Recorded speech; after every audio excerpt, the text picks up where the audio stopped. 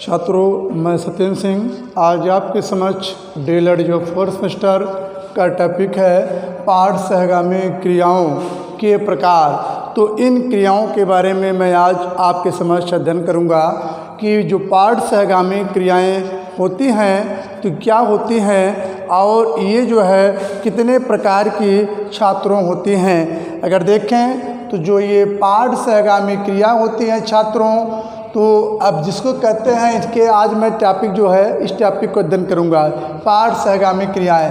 तो इसके जो प्रकार के बारे में है छात्रों, इसके कई प्रकार होते हैं। जैसे एक तो शैक्षिक कार्यक्रम इसमें आता है पहला प्रकार। फिर जो दूसरा आता है संगीत एवं नाटक जैसी क्रियाएं होता है। फिर नंबर थर्ड खेल कूद एवं जो शारीरिक आता है व्यायाम। फिर इनका क्या होता है उद्देश्य, मैं आप बता रहे हैं कि इसका जो उद्देश्य है वो छात्रों के स्वास्थ्य की रक्षा करना, फिर सहयोग की भावना का विकास करना, फिर व्यक्तित्व के समायोजन का अवसर उपलब्ध कराना, स्वस्थ यातों का विकास करना, फिर आगे जो होता है दूरदृष्टि एवं सूझबूझ जैसे विचारों को विकसित करना। तो ये खेल कूद सारे व्यायाम के अंतर्गत है। फिर जो अगला फोर्थ नंबर आता है छात्र परिषद संघ होता है। फिर इसके अंतर्गत जैसे समाज कल्याण संबंधी कुछ क्रियाएं होता है, इनमें समाज सेवा क्लब, फिर सहकारी क्रियाएं, श्रमदान, स्काउटिंग, जूनियर रेड क्रॉस। फिर इसमें आता है विद्यालय प्रार्थना सभा, शैक्षिक भ्रमण। फिर उसके बाद आता है तो एनसीसी के उद्देश्य, फिर सांस्कृतिक कार्यक्रम, राष्ट्रीय पर्व। तो ये जो है इतने इसके प्रकार हो गए जो पाठ सहगामी क्रियाएं होती हैं या विद्यालय के अंतर्गत जो पाठ्य पुस्तक से संबंधित जो साथ साथ रहकर जो सभी क्रियाएं छात्रों संबंधित होती हैं, या उसमें जो है मैं आपको जो पहला इसके प्रकार हैं छात्रों शैक्षिक कार्यक्रम के बारे में अध्ययन कर रहा हूँ, जिसको कहते हैं एजुकेशनल प्रोग्राम। तो इसमें देखें तो जो शैक्षिक जो कार्यक्रम होते हैं, आप इसके अंतर्गत देखें तो जो शैक्षिक माने होता है छात्रों शिक्षा के क्षेत्र में जो जुड़े हुए कार्यक्रम का आयोजन विद्यालय के अंतर्गत किया जाता है, तो उसी को हम शैक्षिक कार्यक्रम के नाम से छात्रों जानते हैं। तो शैक्षिक कार्यक्रम में जैसे इसमें आता है वाद विवाद प्रतियोगिता या जो गोष्ठी या जिनको सेमिनार कहते हैं, तो इसी के माध्यम से जैसे कुछ साहित्यिक परिषद हो गया, वाद विवाद, जैसे इसमें कुछ भाषण जो है प्रतियोगिता का जो आयोजन किया जाता है। साथ ही साथ जैसे इसमें कुछ स्कूल के जो प्रकाशन आते हैं छात्रों, तो इसमें वाद विवाद हो गया, स्कूल के प्रकाशन जो हो गया, या तो जो संगोष्ठी। फिर इसके बाद इसी में आता है कवि सम्मेलन। तो ये ऐसे जो है शैक्षिक कार्यक्रम हैं जो कि विद्यालय के अंतर्गत जो है पाठ सहगामी क्रियाओं के ये प्रकार के अंतर्गत आते हैं। जैसे देखें मैंने बताया कि साहित्यिक क्रियाएं, जैसे कुछ साहित्य से जुड़े हुए कुछ क्रियाएं होती हैं, जैसे जो इन पर जो है लेक्चर देने का भी कार्य छात्रों किया जाता है, व्याख्यान, तो उसी को जो है साहित्यिक क्रियाएं कहते हैं। और इनके अंतर्गत जैसे कवि सम्मेलन, कुछ कवियों का भी जो है कॉन्फ्रेंस विद्यालय के अंतर्गत संपन्न करा जाता है, जिससे जो अध्यापक या जो छात्र होते हैं उनके अंदर एवरेंस की भावना को विकसित करने के लिए जो है ये काव्य सम्मेलन या जो कवि सम्मेलन का भी आयोजन छात्रों किया जाता है। और इसी के तहत देखें जैसे कुछ भाषण प्रतियोगिता होती है, जैसे ये सब जो है शैक्षिक कार्यक्रम के भाग हैं। जैसे जो भाषण जो है कार्यक्रम या जो भाषण प्रतियोगिता, जैसे जिसको हम कहते हैं लेक्चर जो है ये कंपटीशन, तो जो भाषण जो प्रतियोगिता उसको कहते हैं, जिसको हम कहते हैं लेक्चर टेक्निक। जो व्याख्यान जो है विधि या प्रविधि का प्रयोग करके अध्यापक या जो कोई विशेष व्यक्ति या जो विद्यालय में आते हैं अपने व्याख्यान को संपादित करने का कार्य करते हैं। जैसे व्याख्यान अब होता क्या है, आप लोग जो हमें बातें आती होगी, व्याख्यान उन तथ्यों एवं सिद्धांतों का स्पष्टीकरण है जिसमें शिक्षक एवं छात्र इस बात का स्पष्टीकरण करते हैं कि छात्र कितना समझा है कितना नहीं समझा है, इस बात का जो है स्पष्टीकरण करने का प्रयास करता है। जैसे जो है व्याख्यान होता है, इतिहास हो गया, भूगोल हो गया, नागरिक शास्त्र हो गया, इन सब विषयों पर जो लेक्चर देने वाला व्याख्यानकर्ता होता है उस पर व्याख्यान देने का कार्य करता है। व्याख्यान उन तथ्यों एवं सिद्धांतों का स्पष्टीकरण है जिसमें शिक्षक यह चाहता है उसके सुनने वाले भी उसको लेक्चर को समझें। तो कहने का मतलब ये व्याख्यान जो है प्रतियोगिता का आयोजन ये विद्यालय विशेष के अंतर्गत किया जाता है। तो यहाँ पर देखिए छात्रों, कौन कौन से शैक्षिक कार्यक्रम ऐसे हैं जो कि ये विद्यालय के अंतर्गत जो है किए जाते हैं। तो मैं आपको जो है शैक्षिक कार्यक्रम के अंतर्गत कई सारे कार्यक्रमों के बारे में बताया। कवि सम्मेलन, साहित्यिक प्रतियोगिता, भाषण प्रतियोगिता, व्याख्यान कह सकते हैं जो प्रतियोगिता होती है। तो इन सब के अलावा जैसे जो है भाषण प्रतियोगिता या फिर वाद विवाद या इसी के अंतर्गत जैसे एक निबंध प्रतियोगिता हो गया, तो इन सभी जो है कार्यक्रमों का जो आयोजन विद्यालय के अंतर्गत किया जाता है छात्रों, तो उसी को हम जो है शैक्षिक कार्यक्रम के नाम से इनको जानते हैं। अब देखें छात्रों, इसी के बाद फिर आगे आता है जो है संगीत एवं जो है नाटक क्रियाएं।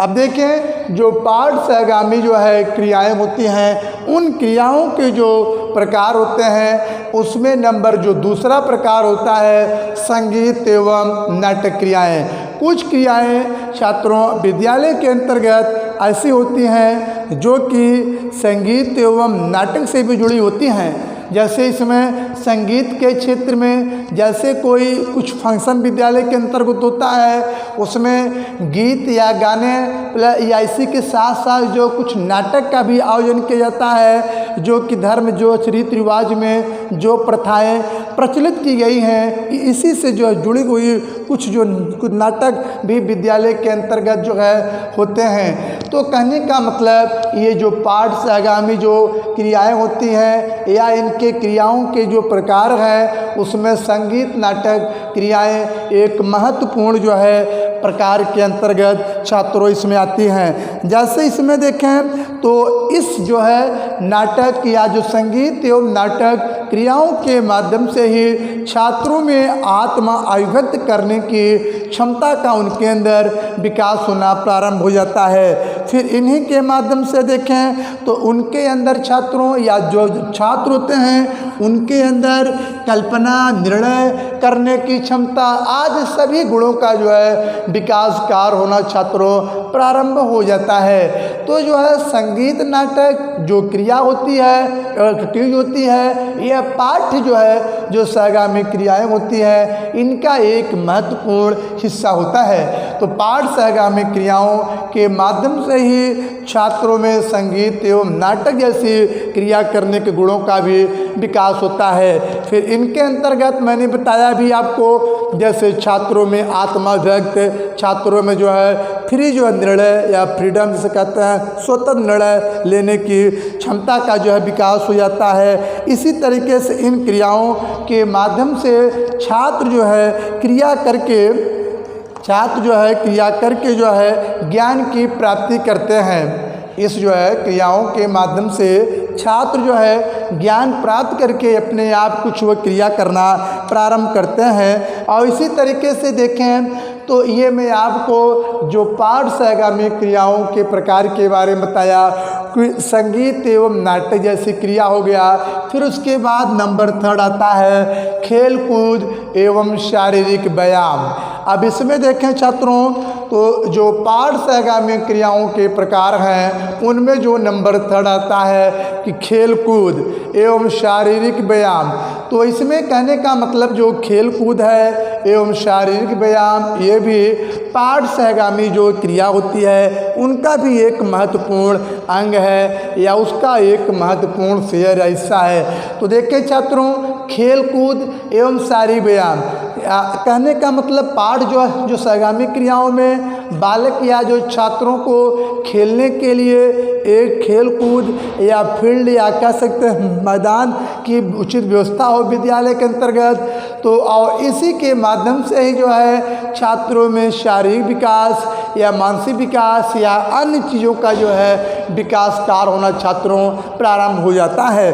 तो ये कहा जाए कि जो पाठ सहगामी जो क्रियाओं के प्रकार है वो छात्रों में खेल कूद की भावना का विकास तो छात्रों में करती ही है, साथ ही साथ उनके अंदर शारीरिक या जो फिजिकली जो व्यायाम होते हैं जैसे कदम ताल हो गया, हाथ ऊपर नीचे करना, तो ये सभी जो शारीरिक क्रियाएं एक बालक के अंदर जो है जन्म लेती हैं तो वही जो शारीरिक व्यायाम के अंतर्गत आता है। अब छात्रों देखें यहाँ पर जो शारीरिक या कह सकते हैं जो अब खेल कूद एवं शारीरिक व्यायाम है, अब इनका क्या उद्देश्य होता है, इनका एम क्या होता है, ये किस लिए जो है ये पाठ सहगामी क्रियाओं का छात्रों एक महत्वपूर्ण हिस्सा बना हुआ है, क्यों बना हुआ है, तो आज हम इसके बारे में अध्ययन करेंगे। देखिए तो इसका उद्देश्य देख लेते हैं। तो इनका जो उद्देश्य है खेल कूद शारीरिक व्यायाम का, तो पहली बात है कि छात्रों के स्वास्थ्य की रक्षा करना। तो खेल कूद एवं जो शारीरिक व्यायाम के माध्यम से हम छात्रों के क्या उनका स्वास्थ्य है, क्या उनका हाइजीन है, उनका स्वास्थ्य कैसा है, तो उनकी जो रक्षा भी जो है की जाती है या उनकी रक्षा करना ही खेल कूद एवं शारीरिक व्यायाम का एक महत्वपूर्ण अंग होता है या महत्वपूर्ण जो उद्देश्य है वो छात्रों के स्वास्थ्य का परीक्षण करना या छात्रों के जो स्वास्थ्य है उनकी रक्षा कैसे की जाए या उनके जो स्वास्थ्य की जो रक्षा करना खेल कूद एवं शारीरिक व्यायाम का पहला जो है यही उद्देश्य है। अब उसके बाद छात्रों जो नंबर दूसरा उद्देश्य आता है इसमें तो सहयोग की भावना का विकास।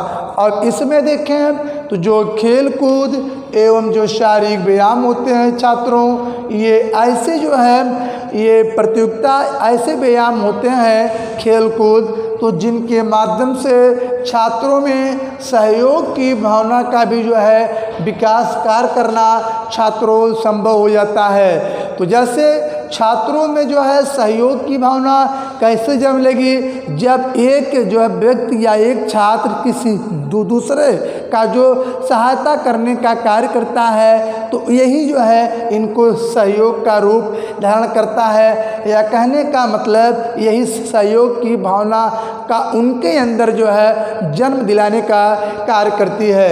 तो जो सहयोग की भावना का विकास करना जो है ये खेल कूद एवं जो शारीरिक व्यायाम होते हैं विद्यालय में उनका यही महत्वपूर्ण उद्देश्य है, जो कि खेल कूद एवं जो छात्रों शारीरिक व्यायाम होते हैं ये भी जो है पाठ जो सहगामी जो क्रियाएं होती हैं उनका एक महत्वपूर्ण अंग के रूप में छात्रों जाना जाता है। तो सहयोग का होना छात्रों में अत्यंत ही महत्वपूर्ण है। जब सहयोग होगा तो वो छात्र एक दूसरे की मदद पाते हुए अपने जो लक्ष्य की ओर सदैव अग्रसित हो जाएंगे। तो कहने का मतलब जो कॉर्पोरेशन या सहयोग की भावना का होना अत्यंत ही आवश्यक होता है। तो खेल कूद एवं शारीरिक व्यायाम का जो दूसरा महत्वपूर्ण है उद्देश्य वो सहयोग की भावना का विकास करना है। फिर इसी क्रम में नंबर जो अगला या थर्ड पॉइंट आता है छात्रों व्यक्तित्व के समायोजन का अवसर उपलब्ध कराना। तो जो इसमें पाठ जो सहगामी क्रियाएं हैं उनके प्रकार में देखें तो जो खेल कूद एवं शारीरिक जो व्यायाम है इनका महत्वपूर्ण उद्देश्य या नंबर जो है थर्ड उद्देश्य है व्यक्तित्व के समायोजन का अवसर उपलब्ध कराना। अब क्या होता है व्यक्तित्व, अब इसके बारे में आप लोग जान लीजिए छात्रों। देखिए जो व्यक्तित्व है वो अंग्रेजी के छात्रों पर्सनालिटी शब्द से मिलकर बना हुआ शब्द है, जो कि पर्सनालिटी या जो है लैटिन के शब्द परसोना से मानी जाती है। तो जिनका अर्थ होता है छात्रों मुखौटा होता है। जो मुखौटा है ये जब कोई नाटक या जो रंगमंच का आयोजन किया जाता है तो उसमें जो प्रतिभागी होते हैं या जो उसमें अपनी प्रतियोगिता का आयोजन जो व्यक्तियों द्वारा किए जाते हैं, उनमें जो अपनी आँख के सामने या अपने मुंह के सामने वो जो लगाए रहते हैं मुखौटा, वही जो है एक व्यक्तित्व की पहचान कराने का कार्य करता है। अगर इसके माध्यम से देखें छात्रों, जो व्यक्तित्व होता है वह यह एक जटिल पहेली होता है। जो व्यक्तित्व है यह जटिल पहेली है, जिसमें किसी एक व्यक्ति विशेष की पहचान व्यक्तित्व के माध्यम से ही छात्रों संभव होती है। तो अब व्यक्तित्व के जो है मैं बताएं आपको, इसके बारे में देखें तो गिलफोर्ड की डिफिनेशन आती है। तो उन्होंने बताया है कि जो व्यक्तित्व है या जो पर्सनालिटी है छात्रों, यह गुणों का एक समन्वित रूप है। अब इसी के बाद देखें वैलेंटाइन आते हैं। तो जो वैलेंटाइन है, इन्होंने कहा कि जो पर्सनालिटी है या जो व्यक्तित्व है, ये पर्यावरण के साथ उचित प्रकार से ये समायोजन करने में छात्रों सदैव सहायक होते हैं। अब इसके बाद देखें तो जो पर्सनालिटी हैं या जो व्यक्तित्व होते हैं, इसके भी मुख्यतः दो प्रकार होते हैं। जैसे जुंग साहब ने या जो मनोवैज्ञानिक जुंग हैं, इनके संदर्भ में बताया कि ये दो प्रकार के होते हैं। एक तो अंतर्मुखी होते हैं छात्रों व्यक्तित्व होता है, एक बहिर्मुखी व्यक्तित्व होता है। तो कुछ व्यक्तित्व ऐसे होते हैं जो कि अंतर्मुखी होते हैं, जो कि व्यक्ति अपने अंतर जो है पर्सनालिटी बनाने का कार्य करता है। कुछ पर्सनालिटी या व्यक्तित्व ऐसे होते हैं जो किसी अन्य व्यक्तियों को दिखाने के लिए जो एक व्यक्ति करता है बहिर्मुखी व्यक्तित्व, तो उसी को जो हम बहिर्मुखी व्यक्तित्व के नाम से उनको हम जानते हैं। तो फिलहाल यहाँ पर हमारा जो टॉपिक है पाठ सहगामी क्रियाओं में जो खेल कूद है एवं जो शारीरिक व्यायाम है, इनका एक महत्वपूर्ण उद्देश्य है या महत्वपूर्ण प्रकार है इसका। अगर इनके उद्देश्य के बारे में देखें तो जो व्यक्तित्व के ये समायोजन का अवसर भी उपलब्ध कराने का कार्य करती है। अगर देखें तो जो समायोजन होता क्या है, इसके बारे में आप लोग ध्यान में बातें आती होगी कि समायोजन क्या है। अब देखिए छात्रों, आप लोग फर्स्ट सेमेस्टर में ये सब टॉपिक पढ़ लिए होंगे, तो लेकिन यहाँ पर समायोजन विषय में बात हो रही है। जो समायोजन होता है वो समधन योजना होता है। सम माने बराबर रूप से, जो योजना माने प्लान बनाने से, यानी बराबर जो योजना बनाने का कार्य किया जाता है छात्रों, उसी को हम समायोजन कहते हैं। यह अंग्रेजी के जो है एडजस्टमेंट सबसे मिलकर बना हुआ है। जो किसी जो है व्यक्ति को एक स्थान पर जो समायोजित करने कार्य करता है, तो वही उस छात्र की जो है समायोजन कहलाती है। तो समायोजन होता है ये जैसे क्रो एंड क्रो हो गया, तो इनके संदर्भ में जो है गिलफोर्ड की डिफिनेशन भी आती है। तो इन्होंने कहा कि जो समायोजन होता है वो व्यक्ति के अपनी आवश्यकताओं की जो पूर्ति होता है, उनके या अपनी आवश्यकताओं की जो पूर्ति के लिए एक किया गया जो है प्रयास होता है। समायोजन होता है वह व्यक्ति की अपनी आवश्यकताओं की जो पूर्ति के लिए किया गया प्रयास है, उसी को हम समायोजन कहते हैं। तो यहाँ पर जो है पाठ सहगामी क्रियाओं के प्रकार हैं। अगर उनके उद्देश्य के बारे में देखें तो यह व्यक्तित्व के समायोजन का अवसर उपलब्ध कराना इनका उद्देश्य हो गया। फिर इसी के बाद जो फोर्थ पॉइंट आता है छात्रों, स्वास्थ्य आदतों या स्वस्थ आदतों का विकास करना। जो पाठ सहगामी क्रियाएं होती हैं, इनके जो प्रकार हैं खेल कूद एवं शारीरिक व्यायाम, तो इनके भी जो उद्देश्य होते हैं ये छात्रों में स्वस्थ आदतों का विकास कार्य करने पर विशेष रूप से बल देने का कार्य छात्रों करती है। जैसे बालकों में एक अच्छी आदतों का विकास कैसे हो, जब छात्रों को या बालक को एक खुले वातावरण में खेलने की व्यवस्था आप देंगे, साथ ही साथ उनके जो है शारीरिक व्यायाम की जो व्यवस्था करेंगे या शारीरिक मानसिक जो व्यायाम होगा उनकी व्यवस्था जो की जाएगी, तो इनसे जो है उनके अंदर एक अच्छी आदतों का विकास होगा। तो एक स्वस्थ अच्छी आदतों का जो विकास हो गया, स्वस्थ आदतों का, फिर उसके बाद जो है खेल कूद शारीरिक व्यायाम के अगला जो उद्देश्य है दूरदृष्टि एवं सूझबूझ जैसे विचारों को विकसित करना। तो पाठ सहगामी जो हमारी जो क्रियाएं होती हैं, इन क्रियाओं के प्रकार में जो खेल कूद सारी व्यायाम है, इनका उद्देश्य है कि दूरदृष्टि एवं जो सूझबूझ जैसे कुछ विचार होते हैं उनको विकसित करने में सहायता मिलती है। जैसे सूझबूझ का मतलब छात्रों जो दिमाग के माध्यम से जो कोई व्यक्ति कार्य करके अपने जैसे वाद विवाद प्रतियोगिता या जैसे निबंध जैसे प्रतियोगिता का जो आयोजन अपने आप से खुद विद्यालय में छात्र जो करता है, तो दूरदृष्टि एवं सूझबूझ जैसे विचारों को विकसित करना खेल कूद एवं शारीरिक व्यायाम के ये प्रमुख छात्रों उद्देश्य हो गए हैं।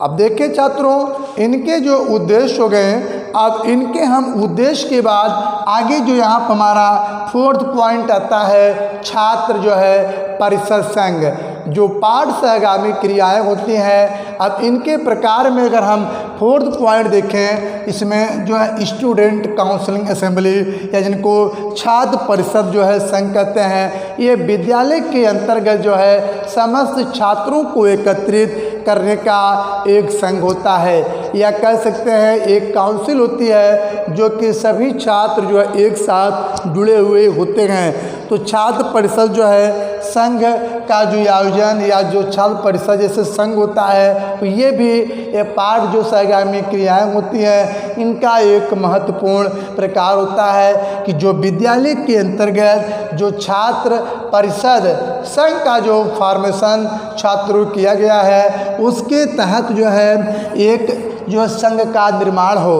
कि जिसके अंतर्गत बुलाए जाने पर सभी छात्र ग्रुप में इकट्ठे हो जाए, अपना जो है परिषद जो का निर्माण किया जाता है। अब इसी के बाद छात्रों जो मैं आपको छात्र परिषद संघ बताया, अब इनके अंतर्गत देखा जाए तो कुछ जो है, अब इसमें देखें तो छात्र परिषद संघ के बाद ये 5वां नंबर आता है इनके प्रकार में, पाठ सहगामी क्रियाओं के प्रकार में छात्रों। तो इसमें समाज कल्याण संबंधी क्रियाएं, कुछ क्रियाएं ऐसी होती हैं छात्रों जो कि यह मुख्यतः समाज से संबंधित होती हैं, या तो जो समाज से जो है जुड़ी हुई जो क्रियाएं होती हैं उन्हीं को हम जो है समाज कल्याण संबंधी क्रिया, या तो समाज के कल्याण के लिए कुछ स्कीम बनाई गई है। जैसे इसमें समाज सेवा हो गया, क्लब हो गया छात्रों, फिर सहकारी क्रियाएं हो गया, फिर इसी बाद श्रमदान हो गया, फिर इसके बाद स्काउटिंग आता है, फिर जूनियर रेड क्रॉस होता है। कहने का मतलब छात्रों कुछ ऐसी स्कीम है जो कि समाज कल्याण संबंधी क्रियाएं होती हैं। अब जैसे समाज कल्याण संबंधी जो है जो क्रियाएं या जो एक्टिविटीज का निर्माण एक विद्यालय के अंतर्गत किया जाता है, उसमें समाज सेवा के लिए जो क्लब होते हैं उनका भी फॉर्मेशन विद्यालय के अंतर्गत किया जाता है, या विद्यालय में समाज संबंधी कुछ सेवा के लिए एक क्लब का निर्माण किया जाता है, जिसमें कुछ जैसे वृद्धावस्था के जो व्यक्ति हैं या जो समाज में जो रह रहे व्यक्ति हैं उनके लिए कुछ जो है खुले हुए आश्रम होते हैं या समाज सेवा क्लब की स्थापना किया गया है। फिर इसी के बाद देखें छात्रों सहकारी क्रियाएं। अब देखें जो समाज कल्याण संबंधी कुछ ऐसी एक्टिविटीज है कि जो कि ये समाज में कुछ क्रियाएं जन्म लेती है कल्याण करने के लिए समाज का। जैसे इसमें सहकारी क्रियाएं, अब देखें जैसे इसमें अब आता है सहकारी क्रियाएं, तो हम सहकारी क्रियाएं छात्रों ऐसी क्रिया को कहते हैं कि जो कि साथ साथ ये कार्य करने पर विशेष रूप से बल देती हैं। सहकारी माने साथ साथ जो है कार्यों में ये प्रायः हस्तक्षेप करने का कार्य करती हैं। तो उनसे संबंधित जो क्रियाएं समाज में जन्म लेती हैं तो उन्हीं को जो नाम दिया गया है छात्रों सहकारी क्रियाएं। तो अगर देखा जाए तो जो समाज के वेलफेयर या जो समाज के कल्याण संबंधी जो क्रियाएं होती हैं उसमें नंबर जो 2 पॉइंट आता है छात्रों सहकारी क्रियाओं का भी होना समाज में एक अत्यंत ही महत्वपूर्ण रोल अदा करता है, या उसका भी एक महत्वपूर्ण छात्रों योगदान होता है। अब देखें जो सहकारी क्रियाओं के बाद फिर नंबर जो 3rd इसमें आता है श्रमदान, जिसको कहते हैं लेबर डोन। तो इसमें देखें तो श्रमदान क्या है, जैसे कोई समाज में व्यक्ति कोई कार्य कर रहा है, जैसे या तो जो समाज के कल्याण के लिए जो कुछ कार्यक्रम चलाए जा रहे हैं या तो जो क्रियाएं हो रही हैं, कुछ व्यक्ति को जो है उनमें श्रमदान करना चाहिए। जैसे कोई सामाजिक कार्य समाज में हो रहा है, कोई जो है कार्य किया जा रहा है, उसमें भी जो है श्रमदान व्यक्ति को सदैव ही करना चाहिए। यह व्यक्ति को हमेशा ही जो है फायदेमंद या जो व्यक्ति के लिए ये जो लाभकारी होता है। तो कहने का मतलब यहाँ पर यह है कि जो समाज संबंधी या समाज के जो कल्याण संबंधी कुछ कार्यक्रम हैं, अगर उन कार्यक्रमों के बारे में अगर हम अध्ययन करें या जो क्रियाएं होती हैं उसमें जो है श्रमदान का भी होना अत्यंत ही व्यक्ति में महत्वपूर्ण होता है। तो आप देखें श्रमदान के बाद आगे आता है स्काउटिंग। अगर हम देखें छात्रों तो जो ये स्काउटिंग होता है छात्रों, इसको हम जो है स्काउटिंग के बारे में देखें तो इस शब्द का सर्वप्रथम जो प्रयोग होता है उसमें वेडेन एवं पावेल्थ है, या स्काउटिंग जो होता है स्काउटिंग एंड गाइड होता है। इस शब्द का सर्वप्रथम प्रयोग वेडेन एवं पावेल जो थे इन्होंने जो है सर्वप्रथम किया था।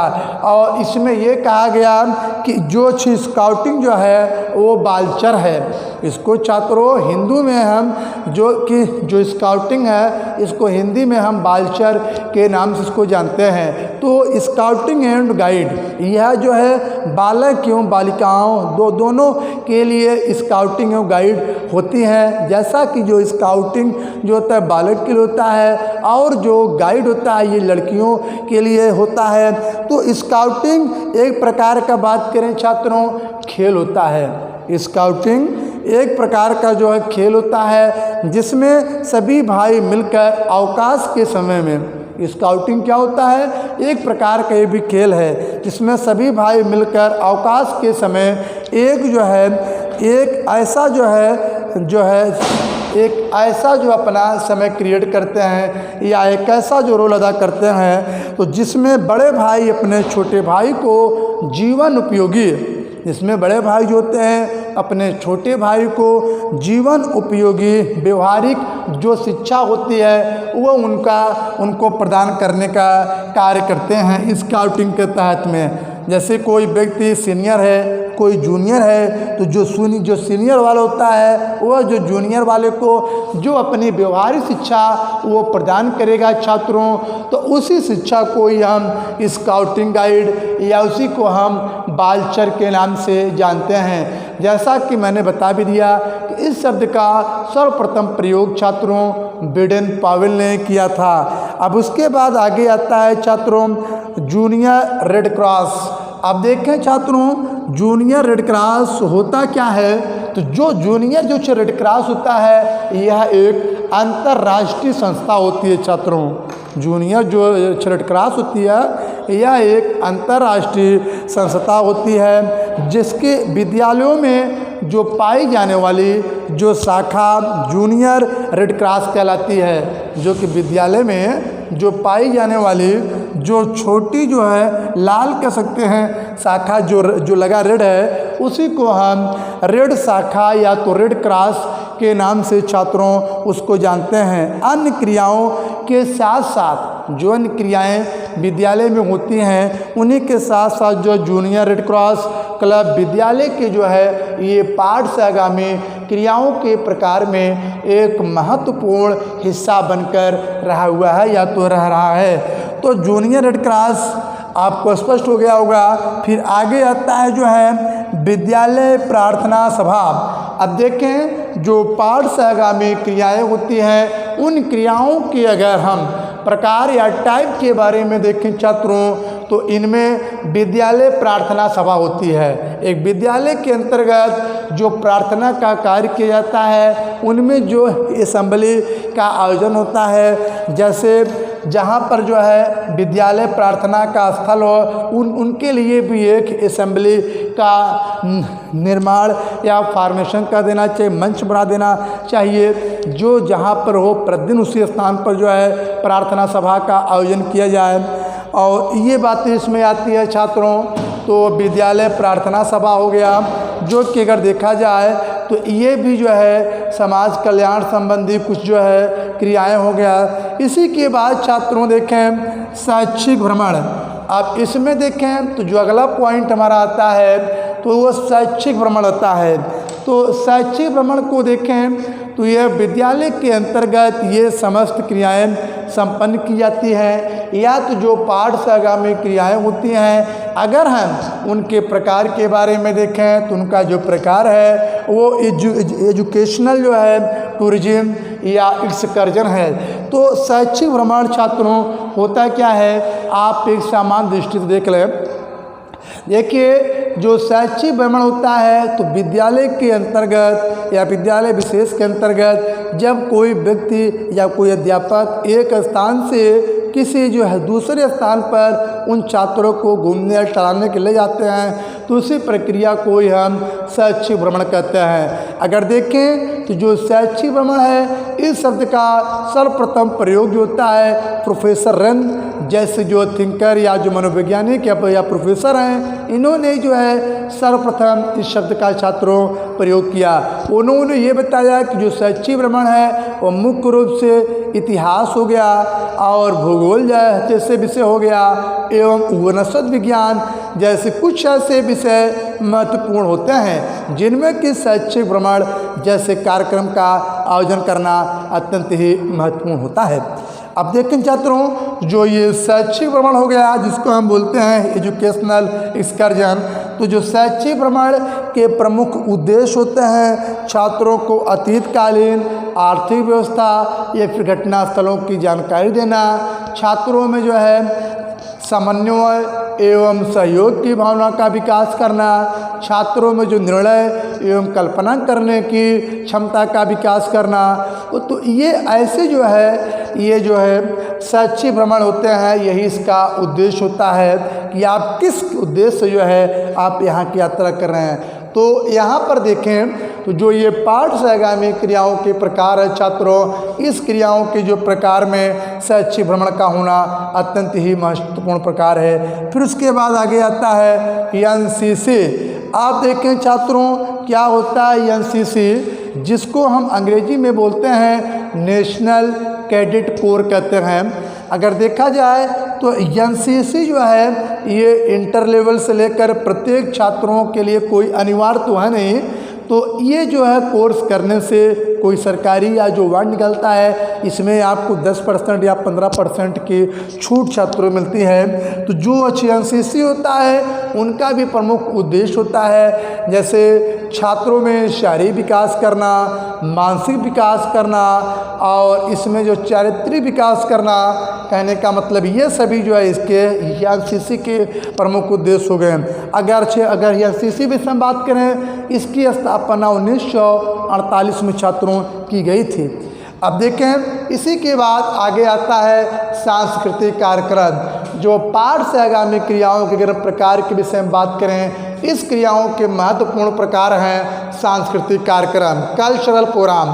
तो कुछ सांस्कृतिक कार्यक्रम ऐसे होते हैं जो कि ये पाठ से आगामी क्रियाओं के द्वारा ही जुड़े होते हैं या पाठ से आगामी क्रियाओं का एक मुख्य प्रकार है सांस्कृतिक कार्यक्रम। जैसे सांस्कृतिक कार्यक्रम में जैसे मैंने आपको बताया कोई रीति रिवाज, कोई धर्म हो गया, जैसे संगीत हो गया, नाटक जैसे जो इसमें जो है क्रियाओं या कार्यक्रमों का जो आयोजन किया जाता है वो सांस्कृतिक कार्यक्रम कहलाते हैं। और जैसे सांस्कृतिक कार्यक्रम के बाद छात्रों आगे आता है राष्ट्रीय पर्व। अब देखें अगर हम नेशनल जो अगर देखें राष्ट्रीय पर्वों के बारे में देखें तो राष्ट्रीय पर्व जैसे हमारा गणतंत्र दिवस हो गया और उसके बाद जो है गणतंत्र दिवस और उसके बाद 15 अगस्त में गणतंत्र दिवस कह सकते हैं। और उसके बाद देखें तो ये ऐसे जो है राष्ट्रीय पर्व हैं जो कि ये जो है ये पाठ से आगामी क्रियाओं के प्रकार के अंतर्गत आते हैं। जैसे गांधी जयंती हो गया, गांधी जयंती या 2 अक्टूबर कह सकते हैं। तो ये ऐसे जो है पर्व हैं जो कि राष्ट्रीय पर्व के रूप में छात्रों जाने जाते हैं। तो ये था हमारा पाठ से आगामी क्रियाओं के प्रकार में जो कि पहला शैक्षिक कार्यक्रम, फिर संगीत नाटक क्रियाएं, खेल कूद शारीरिक व्यायाम, फिर उसके बाद फिर इसके भी उद्देश्य था। फिर 4th नंबर छात्र परिषद संघ समाज कल्याण संबंधी क्रियाएं जो था, इसके बारे में छात्रों हम अध्ययन किए। फिर छात्रों मिलेंगे किसी एक नए टॉपिक के साथ। जय हिंद जय भारत।